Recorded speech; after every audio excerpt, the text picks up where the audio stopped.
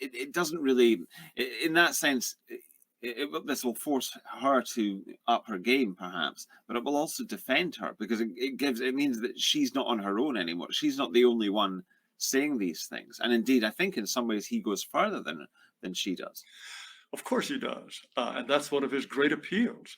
Now, if people don't trust his motives, I can't read his mind. I can't tell you what his motives are. But the things that he's saying now about France and the need for France to remain French, and the point that he makes is that it is idiotic to distinguish between radical Islam and Islam. He says Islam itself is radical. It's all radical. It's incompatible with French history and a genuinely French future. He's been saying these things for years. He hasn't changed his tune just because he's a presidential candidate. He became a presidential candidate because he thought this was a message that would resonate with the French. And to a large degree, it has.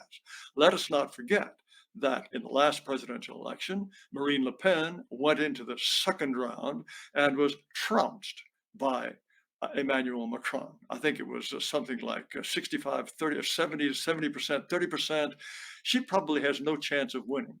And it may very well be that Eric Zemmour has no chance of winning either. But his view is not only is he saying what Marine Le Pen should be saying, he says, look, you have a party. It's called the Republican Party. They claim to be Gaullists. He says, listen to what actually Charles de Gaulle used to say. And he quotes Charles de Gaulle on the fact of France being a white Christian country. And Charles de Gaulle's hometown was Colombe-les-Deux-Églises, which means Colombe of the two churches. And de Gaulle said, look, we don't want to be living in a country where we end up living in a place called Colombe, the two mosques. That's not the future of France that I want. He was quite explicit about this. And so even the generally acceptable right, the people who call themselves Gaullists, he calls them frauds. He says, I should be your candidate if you really believe what General de Gaulle said about the future of France. I'm your candidate. I'm Marine Le Pen's candidate. I'm the people, all the people who really think France should be French. And I see no reason to doubt his sincerity. I mean, this is the thing. Even if he, Excuse me. sorry, even if he doesn't win, and even if his intentions aren't exactly what you would want them to be, and I don't, as you say, I don't see any reason to doubt that just now. But even then, he is explicitly defending ethno, not ethno nationalism exactly, but definitely the saying that the French nation should protect the existence of the French people. Yes.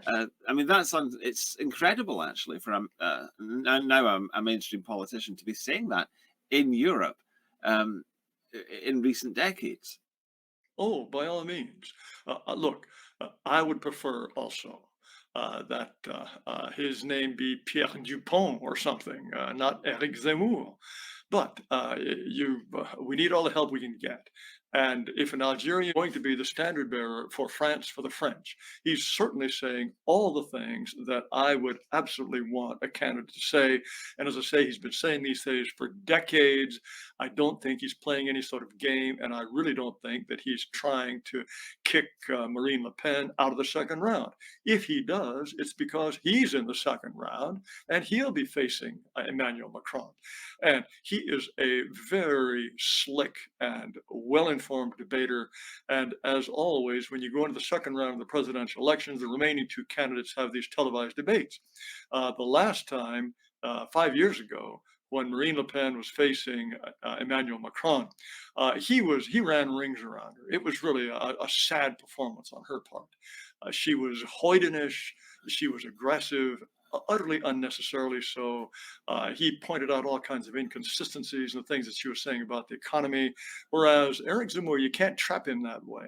He's a very bright, he's a very slick guy. So if he gets into the second round, Emmanuel Macron is going to have a very tough customer on his hand. Now, it is possible that, well, as I'm sure all of your viewers know, that the way the French election works, you have all this bunch of candidates all in the first round, and then the top two end up in the second round. They go toe to toe with each other, and the left is so hopelessly splintered that there is no chance, certainly at this point, of any of the lefty candidates going in. So either it's going to be Marine Le Pen or Eric Zemmour, or it's going to be this Republican lady, Valerie Pécresse, who, because of the popularity of Zemmour and Marine Le Pen, has been forced to say sensible things about race and immigration. It's going to be one of those three, unless something really, some surprising political earthquake takes place in France. I think, again, I see no reason to think that he's trying to keep some worthy candidate out of the second round. And probably, even if Marine Le Pen makes it in, she has, as you say, she's been extremely milquetoast. She has been trying to live down her father's reputation ever since she pushed him out of the party. And she has been trying to style herself as presidential. And to be presidential, you can't be extreme. And she has disappointed many of her most ardent supporters because of this, and they are defecting in droves to Zemmour. So we will see. I would prefer that Zemmour was a sure enough, bona fide, centuries living in France kind of Frenchman. He's not, but I'll take what I can get.